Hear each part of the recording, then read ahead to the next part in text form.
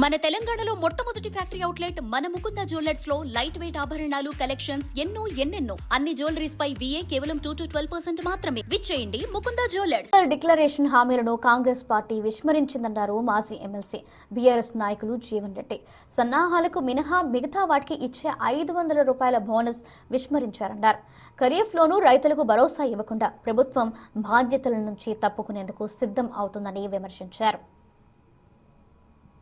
ఈ రబ్బీలో వరి ధాన్యం ఏదైతే సాగుపై వీళ్ళ రాహుల్ గాంధీ గారు వరంగల్ డిక్లరేషన్ ఇవాళ మీరు ముందు మొత్తం అన్ని రకాలను తర్వాత సన్న రకాలన్నారు. ఏదున్నా ఈ రబ్బీలను అయితే అసలు మొత్తం 500 రూపాయల బోనస్ రైతు మర్చిపోయాడు. అసలు ఈ ధాన్యం సేకరిస్తే జాల్లో కొను అనే కాడికి వచ్చి పడ్డదని చెప్పి అంటున్నాం.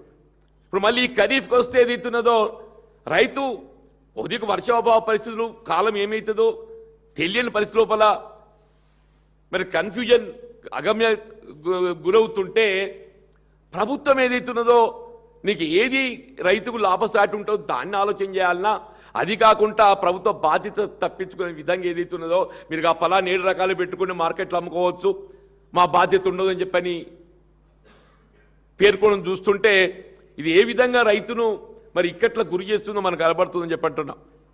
ఇది రైతు సంక్షేమాన్ని కాంక్షించే ప్రభుత్వమా, రైతాంగాన్ని ఇక్కట్లా గురి చేసే ప్రభుత్వమా?